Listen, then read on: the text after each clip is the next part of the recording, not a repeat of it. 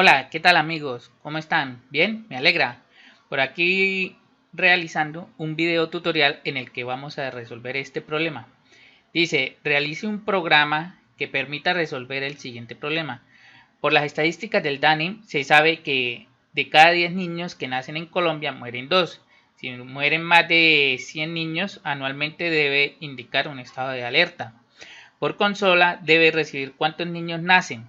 Como salida en pantalla debe mostrar cuántos niños mueren mensualmente, cuántos viven mensualmente, cuántos viven anualmente, cuántos mueren anualmente y si hay alerta por cantidad de fallecidos anualmente.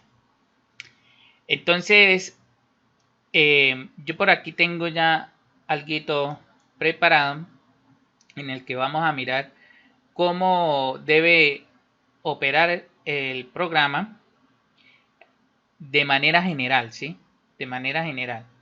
Entonces, lo primero que tiene que hacer el programa es solicitar los niños nacidos mensualmente, ¿sí? Entonces, este usuario inserta esos datos y esos datos nos van a servir para calcular la cantidad de niños fallecidos mensualmente, calcular la cantidad de niños vivos mensualmente y con esto, ¿sí?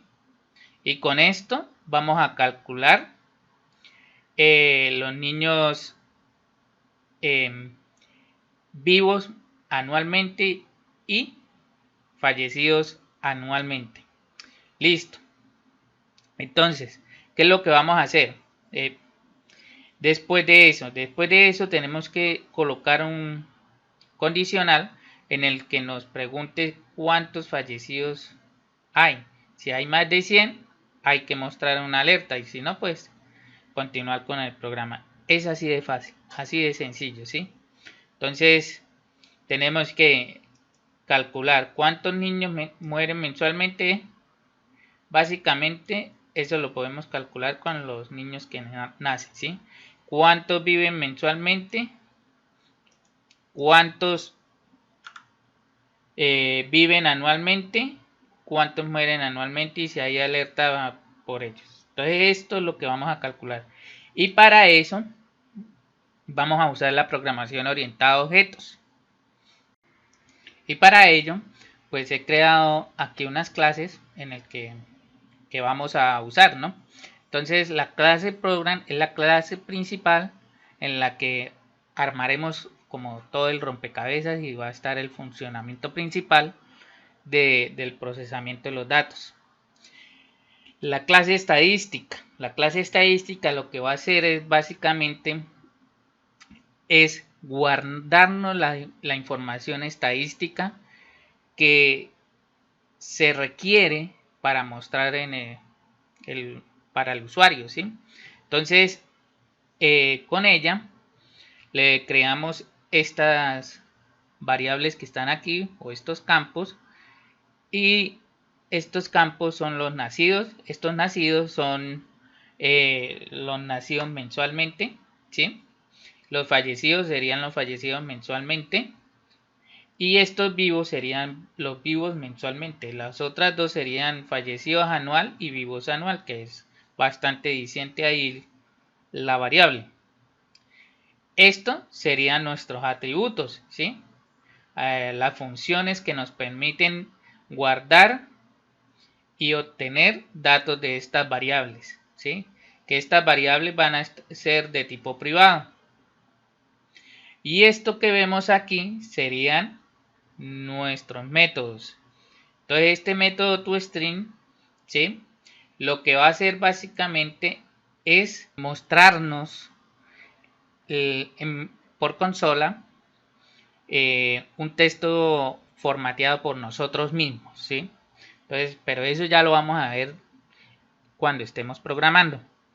Y este método calcular estadístico básicamente lo que va a hacer es calcular los estadísticos que hacen falta, ¿sí? Porque nosotros vamos a recibir por consola, vamos a recibir los nacidos mensualmente. Entonces este método lo que va a hacer es calcular cada uno de los restantes, ¿sí? Luego viene lo que es la clase mensaje. Esta clase mensaje solo tenemos métodos y por ello no trae ninguna variable que nosotros vayamos a usar, ¿sí?